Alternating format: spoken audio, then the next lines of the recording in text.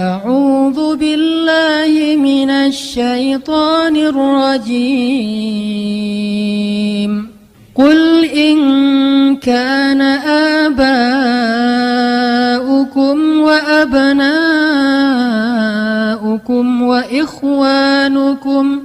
وإخوانكم وأزواجكم وعشيرتكم وأموال اقترفتموها وتجارة تخشون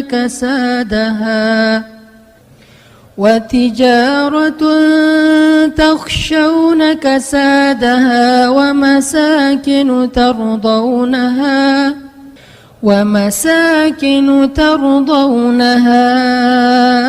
أحب إليكم من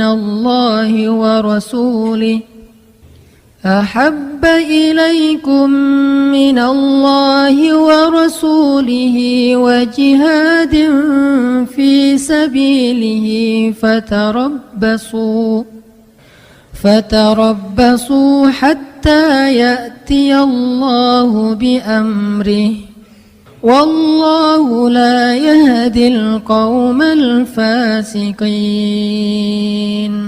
Katakanlah, jika ayah-ayah, anak-anak, saudara-saudara, istri-istri, serta keluargamu, harta kekayaan yang kamu usahakan, perniagaan yang kamu khawatirkan kerugiannya, dan tempat tinggal yang kamu sukai, lebih kamu cintai daripada Allah dan Rasul-Nya, dan dari berjihad di jalan Allah, maka tunggulah sampai Allah mendatangkan keputusannya kepadamu, dan Allah tidak memberi petunjuk kepada orang-orang yang berbuat kefasikan. Shadaqallahul adzim. Teman-teman yang dirahmati Allah Subhanahu wa taala, ayat ini menjelaskan kepada kita tentang resiko kalau kita mencintai sesuatu melebihi cinta kepada Allah dan Rasul. Pokoknya kata Allah di sini, nggak mungkin kalian akan bahagia kalau kalian mencintai sesuatu melebihi cinta kalian kepada Allah dan Rasul. Gak mungkin kalian akan dapat apa yang kalian inginkan kalau kalian mencintai seseorang atau sesuatu melebihi cinta kalian kepada Allah dan Rasul. Itu gak mungkin. Bukan hanya gak mungkin, bahkan Allah mengancam dengan sebuah ancaman, fatarabbasu, hati-hati kalian, kata Allah. Artinya gak boleh seorang hamba itu menduakan cintanya kepada Allah dengan cintanya kepada makhluk. Itu gak boleh. Kalau dia mencintai makhluk, harus karena Allah. Kalau dia mencintai makhluk bukan karena Allah, Allah bilang fatarabbasu, hati-hati. Makhluk itu kata Allah bukan orang yang jauh. Makhluk itu kata Allah orang yang dekat dengan kita, orang yang layak kita cintai, dan tidak dosa mencintai mereka, kecuali kalau bukan karena Allah. Orang tua, bukankah kewajiban seorang anak mencintai orang tua? Tapi kalau bukan karena Allah atau melebihi cintanya kepada Allah daripada cintanya kepada Allah, maka itu akan fatarabbasu, hati-hati kata Allah. Tunggu aja kata Allah. Ini tegas bahasanya, dan Allah meletakkan ayat ini di dalam surat At-Taubah. Dan salah satu di antara ciri khas dari surat At-Taubah isinya adalah tentang orang-orang munafik. Bisa jadi teman-teman, kalau kita mau jujur menilai diri kita mukmin apa enggak, coba lihat. Jangan-jangan cinta yang selama ini kita rasakan itulah yang menjadikan tanda-tanda kemunafikan pada diri kita. Kalau kita mau tahu saya ini mukmin apa munafik, salah satunya lihat aja dalam urusan cinta. Apakah kita mencintai seseorang atau sesuatu melebihi Allah dan Rasul? Atau sama pun gak boleh, apalagi melebihi. Kalau itu ternyata ada di dalam hati kita dan gak bisa dibuat-buat, dan kita gak mungkin membohongi diri kita sendiri, berarti kita termasuk orang yang diancam di dalam surat Baro'ah, surat Munafikun. Kalau surat Al-Munafikun itu pendek, ini ada surat Munafikun lebih panjang daripada Al-Munafikun, yaitu surat At-Taubah, isinya tentang orang munafik. Dan Allah bilang gak mungkin bahagia orang yang mencintai seseorang atau sesuatu melebihi cintanya kepada Allah dan Rasul. Kalau kita mencintai ayah dan ibu kita, harus karena Allah dan Rasul. Maksud karena Allah dan Rasul itu apa? Satu, karena emang perintah Allah dan Rasul. Kalau perintah Allah untuk tidak mencintainya, maka kita tidak mencintainya. Memang Allah pernah menyuruh hambanya untuk membenci orang tua? Atau membenci keluarganya? Membenci pasangannya? Membenci anaknya? Pernah di dalam perang Badar. Perang Badar itu bisa dibilang perang saudara yang sebenarnya. Seorang ayah berperang dengan anaknya.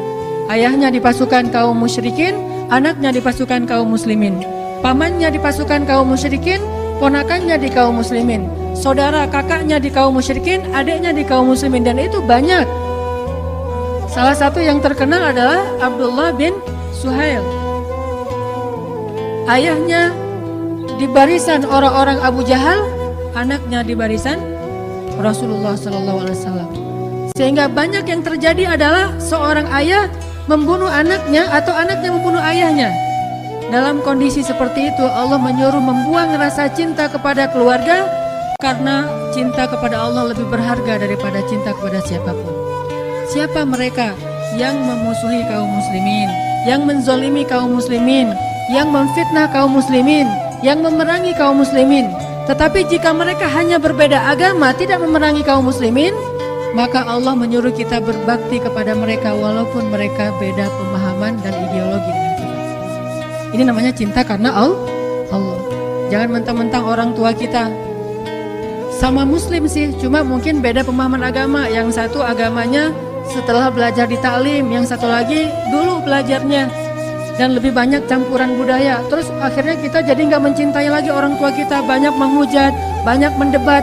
Itu bukan karena Allah, walaupun alasannya agama, tapi itu bukan karena Allah. Allah tetap menyuruh kita untuk wala taqul lahuma uffin. Allah tetap menyuruh kita untuk wa ashiruhunna bil ma'ruf, berbuat baik kepada istri kita, kepada anak kita, walaupun mereka mungkin belum menjadi orang yang taat. Karena itu beda lagi urusannya. Makanya cinta karena Allah itu pertama cinta karena perintah Allah. Siapa yang harus dicintai, siapa yang tidak perlu dicintai. Siapa yang kalau kita mencintainya berpahala, siapa yang kalau kita mencintainya malah berdosa. Ini cinta karena Allah.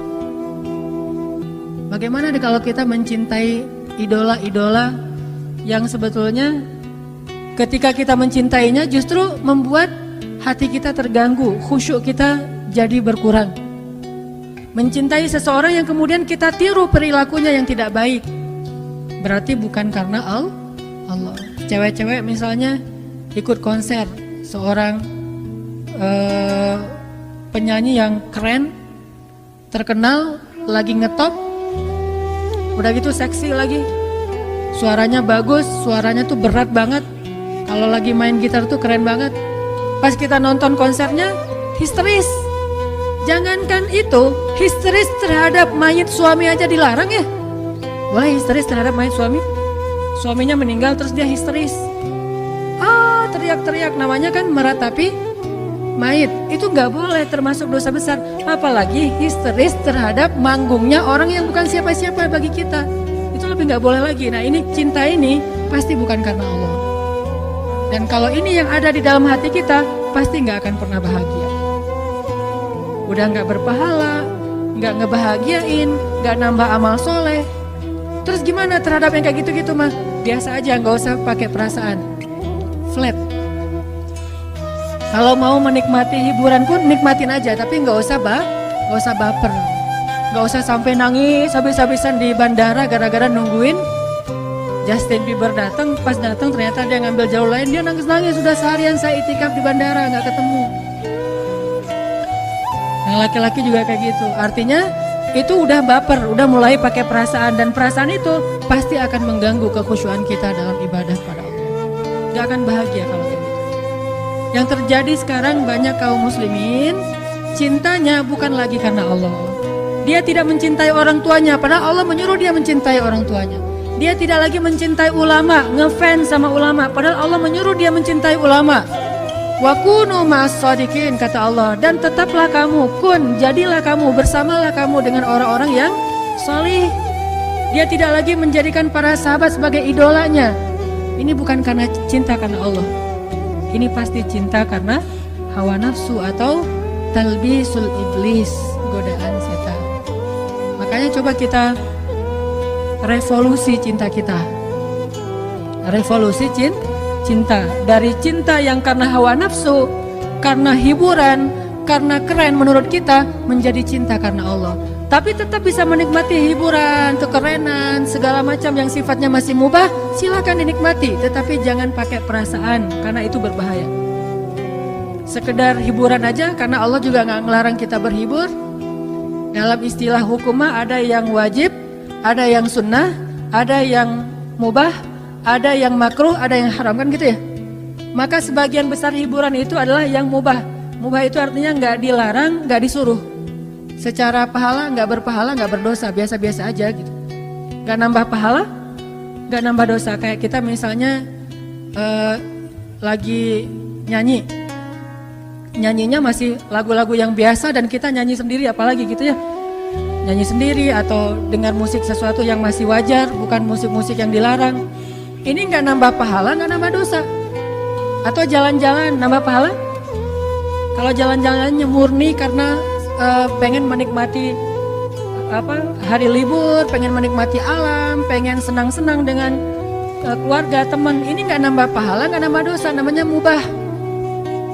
Maka tidak masalah kita tetap menikmati hiburan, tetapi jangan libatkan perasaan cinta, karena hati itu adalah wadah yang kosong dan dia hanya bisa diisi dengan satu hal. Kalau sudah penuh dengan satu hal, nggak akan bisa diisi lagi dengan hal yang lain. Kalau sudah penuh dengan cinta yang bukan karena Allah, maka keluarlah cinta karena Allah.